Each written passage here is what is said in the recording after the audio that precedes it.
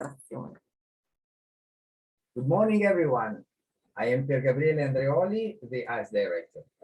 Today, as planned, my presentation will be focused on potential integration of public grants and incentives into the investment plan of the energy performance contracts.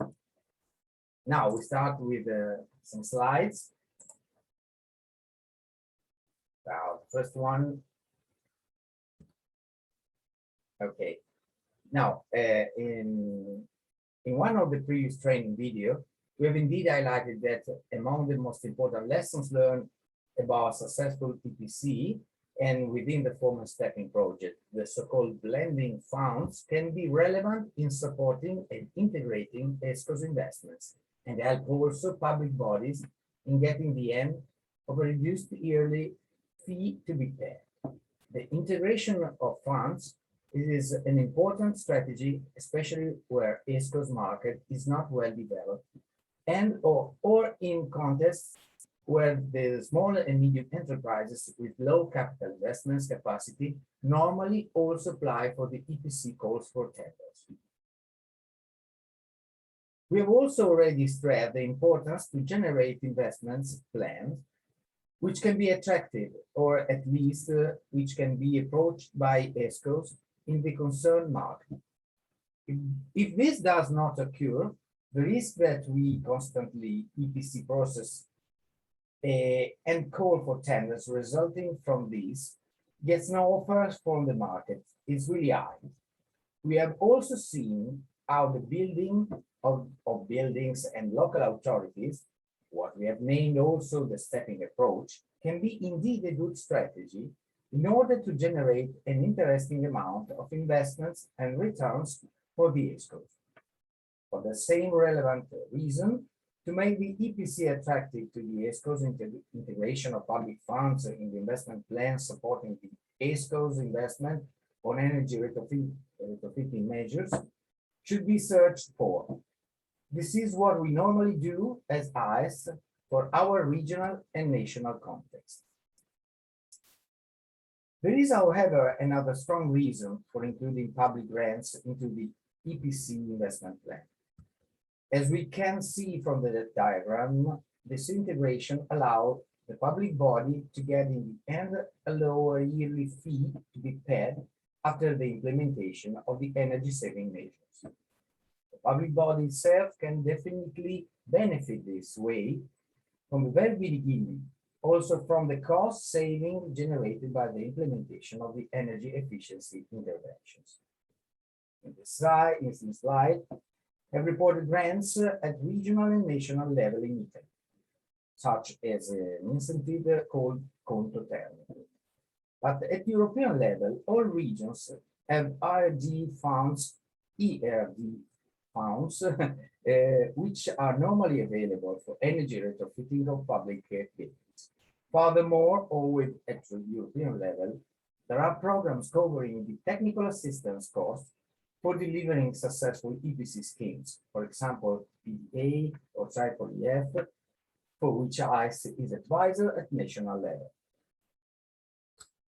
Integrating public grants into EPC investment plans concretely means including the grants related amounts into the investment plan at the core of the EPC contract, which will be signed between the concerned public authority and the selected and awarded ESCO through the code.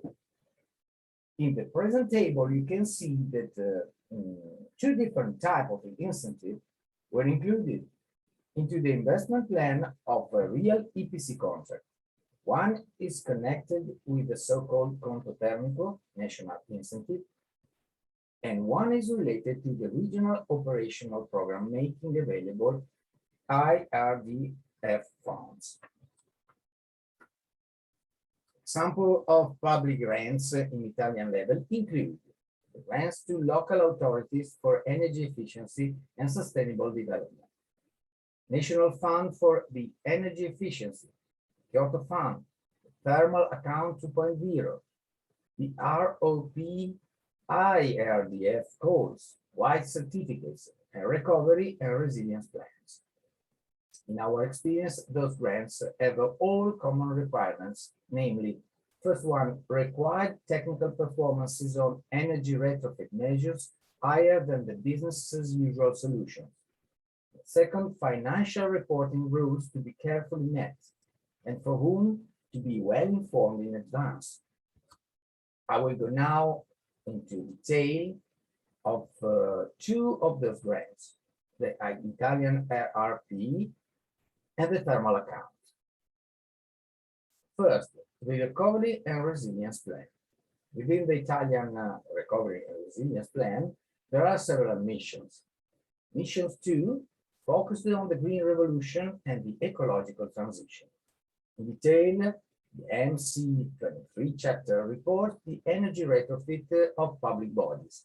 Among the most relevant priorities, allocating more than 15 billion euros. In particular, as shown by the boxes in the current slide, the component consists of 3 lines. Implementation of a program to improve the efficiency and safety of public buildings heritage. Introduction of a temporary incentive for the energy retrofit and anti-seismic adaptation of private real estate and social housing. Development of efficient district heating system. Into practice, the public authority willing to implement an energy efficient project for its buildings should present a feasibility study and ask for the related amount of money needed for the implementation of the project. Then those sources, if the preliminary project is approved, are booked. After the approval, the public authority pays for beforehand for the project implementation. And while the project is implemented, the public authority keeps evidence of incurred cost, and immediately after the work's finalization reports technically and financially the project in line with the core requirements of time and time. If everything goes smooth, the public authority gets the full grant in the end. The other public incentive widely adopted in Italy, either by public and private organizations, for the energy retrofit of buildings, is the so-called thermal account. The manager of the public scheme is the GSE, the National Energy Service Operator. The thermal account supports, partially or totally for specific buildings, for example, school, energy efficiency measures implemented by public authorities, such as thermal insulation of walls, replacement of windows, installation of screening and shading system, replacement of heating system with condensing boilers. And it also supports production of heat from the renewable sources.